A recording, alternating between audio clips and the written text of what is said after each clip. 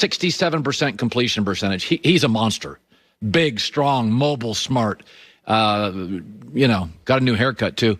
Here's Belichick talking about Justin Herbert. Yeah, he's impressive. Very talented player. Tall, sees things well, has a good arm, can certainly make all the throws. He's athletic, definitely escaped the pocket.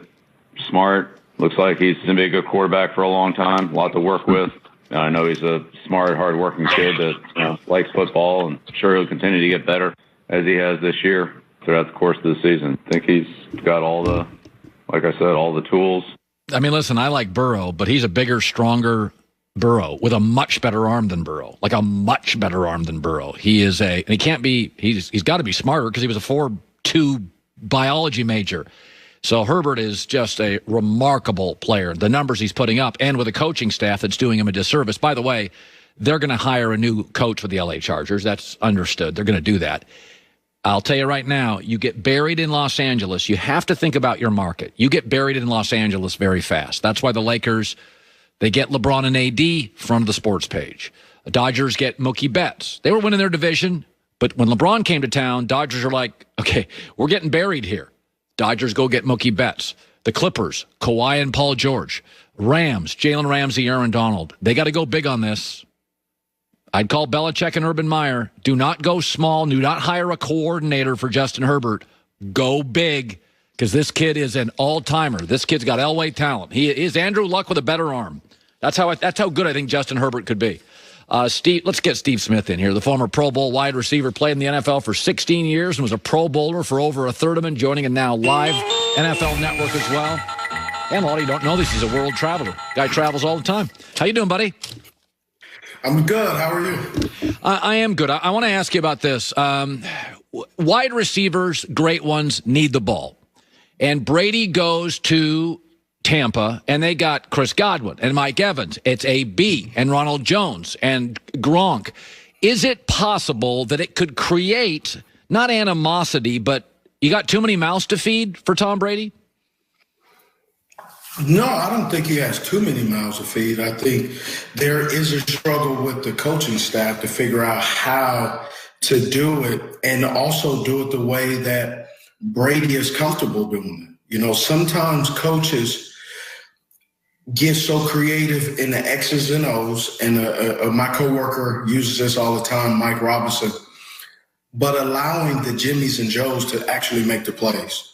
When you draw up a great, fantastic play, it has no heartbeat. Those little X's don't move.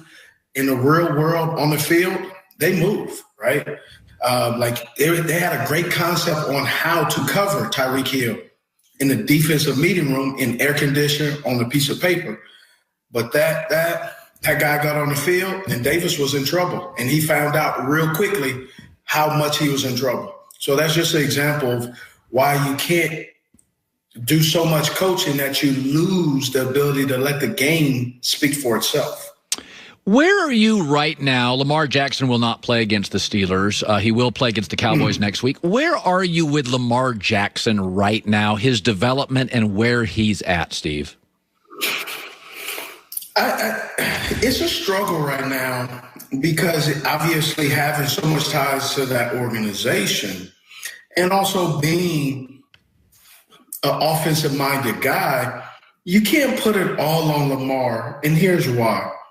Lamar is not calling his play. He's not sitting at the line of scrimmage, audibling into and out of plays like we see here in Carolina, Teddy Bridgewater, or we've seen in the past a Ben Roethlisberger or a Tom Brady, Drew Brees. He's getting a call in and flipping up his wristband and looking at all those things. And so I don't believe it's fair to put all this on him as if he's calling his own plays. He's not. He is calling what they are giving him. And the game plan is starting to catch up with them. People are starting to figure them out. And they have to Greg Roman needs to make some adjustments because his quarterback is getting the brunt of it all. But it's not Lamar. I hate to say it. It's not Lamar, and it's not the lack of weapons they have because you don't throw the ball. Right? And they run a RPO, which is run pass option. They run a RO, run option, and very few Ps in the pass. Where are you on Carson Wentz these days? 3 offensive linemen out with injuries. Alshon Jeffrey kind of looks shot. Where are you at with Wentz these days? I mean, I like Wentz. He has a strong arm, but he also, since they won a Super Bowl, you can see he struggles and he tries to always make the big play. Yeah. He is trying to show everyone that it was my team. It was. But Nick Foles won that. And then also, too, is I like Doug Peterson, but he seems to – all these guys that have been under Andy Reid are trying to outdo Andy Reid, Matt Nagy. They're so creative, but they aren't Andy Reid. Stop trying to outdo the teacher and just be the student, right? The only guy that seems to have gotten it together a little bit is Frank Reich. Yeah. But all the guys that have been under Andy Reid they're throwing the ball, they're doing all this stuff, they're doing this fancy stuff. And it's coming to bite him in the butt, to be honest. Where are you with Cam Newton today? Would you sign him for another year, draft a quarterback? Where are you on Cam? I think you really have to look at this team. New England Patriots have a number of issues. Defensively, they're stout, but they do have some guys on offense you desire a little bit more. And so I think it is an unfair assessment to say, where is he? Because also, too, we're not in the locker room. We're not on the practice field. The reason why they're running these plays is because of this. We don't really know, but we do know based on his history. You're showing it right here. 9 of 18 for 84 yards. That is not a Cam Newton that we all have known to love and dislike. There are a lot of people that dislike him. There's a lot of people that love him. But 9 for 18 for 84 yards and 2 interceptions, that's not the Cam Newton that we all know. And that's not even a quarterback for the New England Patriots that we all know. So it'll be interesting to see how they finish out the season. And when they finish out the season, how does it really go? Does it go good, or does it really fall apart, or do they squeak one out and then get blown out in the playoffs? Okay, Steve Smith, NFL Network, every Thursday, NFL game day kickoff leading up to Thursday Night Football. It's great seeing you. Come on anytime, and happy to have you on, buddy. Thank you. Appreciate it. Merry Christmas. Steve Smith Sr. I saw him play at Utah. That's how old I am. He was great at Utah. Tough guy. He's a tough guy. One day I was at a restaurant, Manhattan Beach, and he walked in. He just got back for, South Korea. He, travels all over the world. He's just like an adventurer. The